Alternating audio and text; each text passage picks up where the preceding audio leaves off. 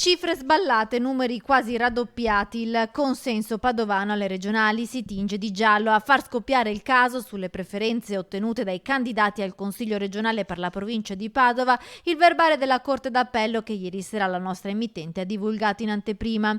Le cifre rispetto a quelle rilevate dal sito Eligendo del Ministero dell'Interno sono completamente cambiate.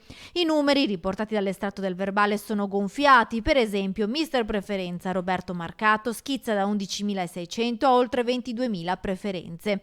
Raddoppiati anche i consensi di Enoch Soranzo di Fratelli d'Italia e di Elisa Venturini di Forza Italia.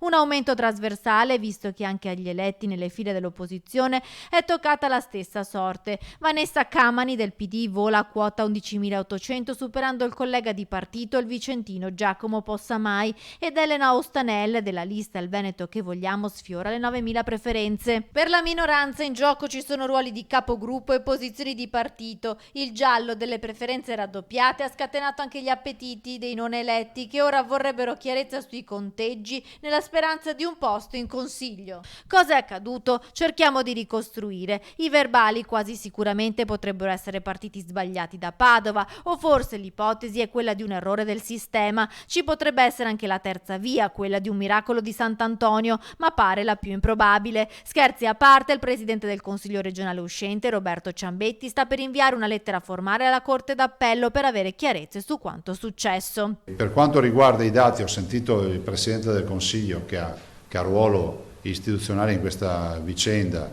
e quindi il Consiglio, l'Osservatorio. Ci sono molti aspetti che sono degni di contestazione e di osservazione, lo si farà in maniera ufficiale. In attesa di conoscere la giunta, che dovrebbe essere annunciata entro il 16 di ottobre, ci sarà la nomina ufficiale dei consiglieri regionali. A sorpresa, dopo il ricorso al TAR, entrano a Palazzo Ferrofini 5 Stelle con un consigliere, la veneziana Erika Baldin, che toglie così un posto alla lista Zaia. Viene esclusa la zaiana Roberta Vianello, ma i giochi, secondo il governatore, sono ancora aperti. Per quanto riguarda invece il seggio, noi siamo convinti che la conta dei voti deve essere fatta in altra maniera, e quindi annunciamo che ci sarà da parte dell'interessata il ricorso al TAR.